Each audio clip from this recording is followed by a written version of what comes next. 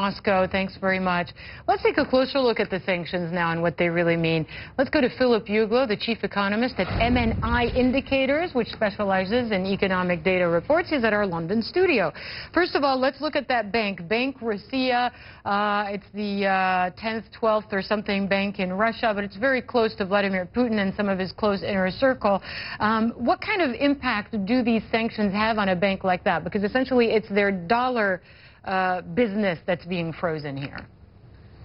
Yes, certainly it's going to have an impact on that bank. I think what Obama's done today is really try and get personal with Putin. He's put sanctions on some of Putin's top aides. They're his friends, the inner circle.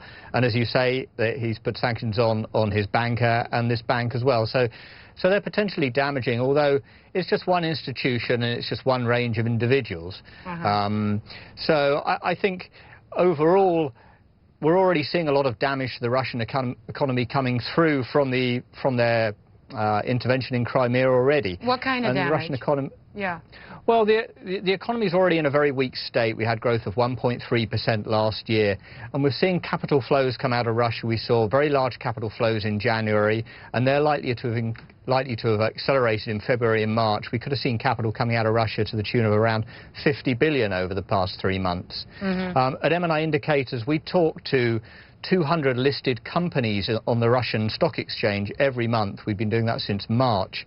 And clearly the latest situation is something that they're not happy with and they're concerned about. And the individuals now, sanctions against individuals, freezing assets outside of Russia. I don't know if you've had an opportunity to look at the list of individuals. It's longer, and it includes people closer to Vladimir Putin, more in the inner circle of the Russian president. Now, how much of the assets are outside of Russia? How much will this hurt these individuals financially? Yeah, I mean, we really don't know, to be honest.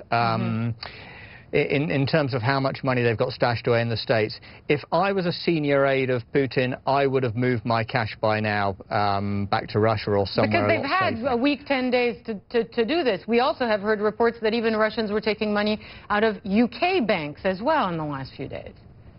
Exactly. We've seen evidence of that happening.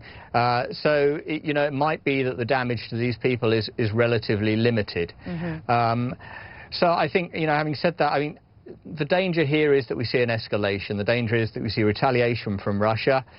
And then the next stage is to move on to possible financial and trade sanctions. And that's when things could really heat up and do quite a bit of damage, most definitely to the Russian economy, but also to the EU economy, and a little bit of damage to the US economy as well. And that's why it's tricky, because, I mean, you can impose sector-wide sanctions on a country, but if its economy is interconnected with the EU's economies in terms of trade and energy and things like that, then you're hurting everybody.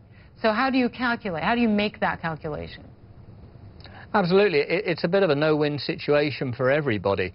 It's really down to politicians. Do they want to make the jump to financial and trade sanctions against Putin for his actions in Crimea or not?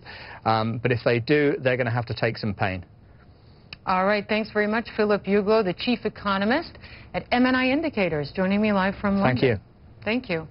And we've